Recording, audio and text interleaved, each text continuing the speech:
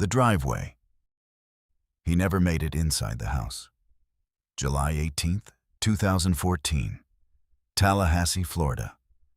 Dan Markell pulled into his driveway after the gym, sweat still drying on his neck. The garage door was halfway open, the engine still running. A silver Toyota Prius rolled slowly behind him. Not fast, not reckless, just close. Dan probably glanced in the mirror. Quiet neighborhood, trimmed lawns, no reason to panic. The first shot shattered the driver's side window. The second came before he could unbuckle. Glass burst inward. His head dropped forward. The car drifted a few inches and stopped. The engine kept running.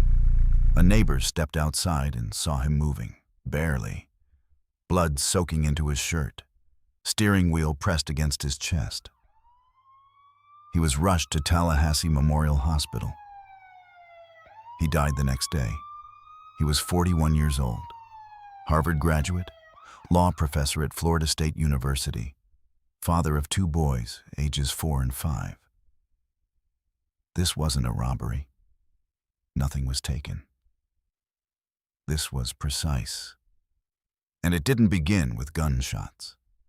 It began years earlier, in a marriage that never quite fit. The marriage that didn't fit. Dan met Wendy Adelson in South Florida in the early 2000s. 2 young attorneys, smart, driven, competitive in a way that looked charming at first.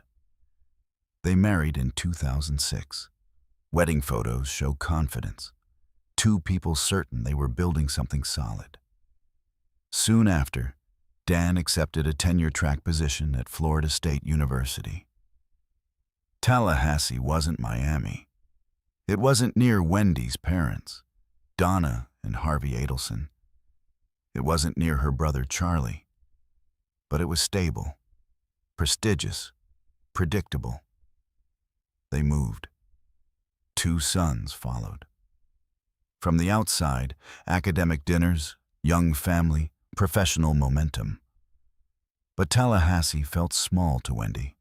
Quiet, isolated. Dan liked it. He liked routine, structure, planning months ahead. Friends later described tension building slowly, not explosive, not dramatic, controlled. Small disagreements over schedules, parenting styles, autonomy. Wendy missed Miami. Dan felt Tallahassee was permanent. Marriage doesn't collapse in one argument. It erodes. By 2012, it was over. Wendy filed for divorce. Then the conflict sharpened. The custody war. Wendy wanted to relocate the boys to Miami. Her parents were there, her support system, her safety net. Dan refused. He didn't scream, he didn't threaten. He fought in court, motion after motion, documentation, objections to relocation. The case became bitter. Emails grew colder, exchanges more strategic. The judge ruled in Dan's favor. The boys would remain in Tallahassee. For Wendy, that meant staying tied to a city she didn't want. For Dan, it was stability. For both, it was final. Resentment doesn't disappear after a court ruling. It waits. The Silver Prius. Investigators quickly realized the shooting wasn't random. Security cameras showed a silver Toyota Prius circling Dan's neighborhood days before the murder. Slow passes, U-turns, parking nearby, watching. The Prius was later found abandoned and burned. Professional. Phone records placed 2 South Florida men in Tallahassee that week. Sigfredo Garcia, Luis Rivera. Garcia had gang connections. Rivera had a criminal record. Cell data placed them near Dan's home, near the gym, near the preschool. They weren't guessing his routine. They knew it. But how? Follow the money. Investigators traced the rental car, It connected to a woman named Catherine Magbanua. She had no connection to Dan, but she was dating Charlie Adelson, Wendy's brother. Charlie was a dentist in Miami. Successful, social, well-connected. Nothing about him suggested violence, but phone records showed something strange. Short calls between Charlie and Catherine before and immediately after the murder. Rivera eventually cooperated with prosecutors. He said the murder was hired. The payment was around $100,000. The money allegedly flowed through Catherine. Cash, structured payments, quiet transfers.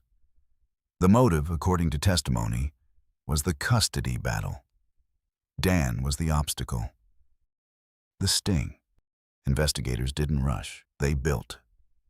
Undercover agents approached Charlie pretending to be extortionists. They claimed they knew about the murder-for-hire plot and demanded money to stay silent. If he was innocent, he could have called police. Instead, he met them.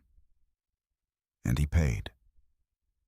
Recorded conversations later captured him speaking in coded language about the TV and the job. Garcia and Rivera were arrested.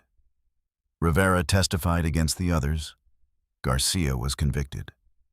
Catherine Magbanua was convicted. Years later, Charlie Adelson was arrested and convicted of first-degree murder and conspiracy. He is serving life in prison. Who knew what? Donna Adelson, Wendy's mother, was later arrested at Miami International Airport. Prosecutors allege she helped coordinate communication and payments tied to the plot. Her case is ongoing. Wendy was questioned multiple times. She acknowledged tension. She admitted her brother once joked about hiring a hitman, but she has never been charged. In court, suspicion isn't enough. Proof requires intent. The public still debates what she knew. The law requires evidence.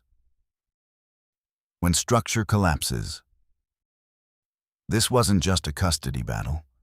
It was a product of a culture that dismantled structure and replaced it with perpetual negotiation. Modern society flattened hierarchy inside the family and called it evolution. It told both partners, you must lead. You must win. You must never concede authority. But a household cannot function with two centers of power. That's not oppression. That's physics. Remove defined roles, and every disagreement becomes a contest. Remove clear authority, and courts become referees for private power struggles. We blurred responsibility. We rebranded rivalry as equality. We normalized competition inside marriage. And when identity becomes tied to control, compromise feels like defeat. The Stoics were clear. Order is not optional. Restraint is not weakness. Discipline is the price of stability. When hierarchy disappears, ego fills the vacuum, and ego does not negotiate. It escalates. This wasn't just about two people. It was about a culture that removed structure and expected harmony to survive without it. Harmony doesn't survive on slogans, it survives on order. And when order collapses, so does everything built on top of it.